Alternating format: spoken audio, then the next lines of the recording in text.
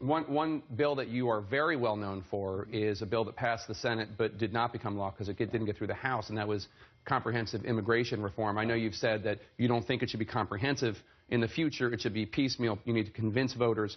I don't think it can pass as a comprehensive piece of legislation. That's the issue? Yeah, and I have evidence. We tried it. Right. And in fact, if you recall during that time, I warned during that time, as that process was ongoing, that if we didn't do more on the security part of it, I thought it would have no chance of passage in the House.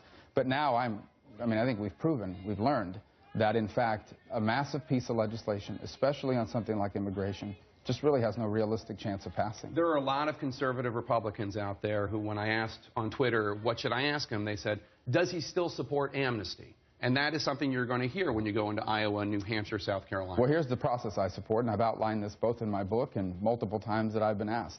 I think the first thing we have to do before anything else, because it's the only way you're going to be able to do anything else, is we have to prove, not tell, prove to the American people that future illegal immigration is under control.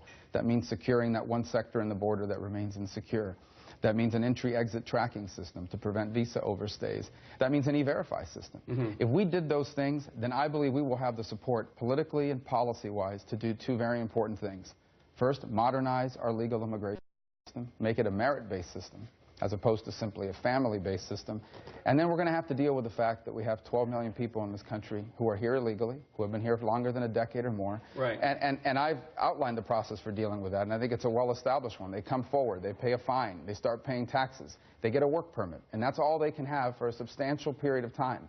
And after they've completed this probationary period, they would be allowed to apply for permanent residency, just like anybody else would. Well, a lot of Republican voters say that's amnesty.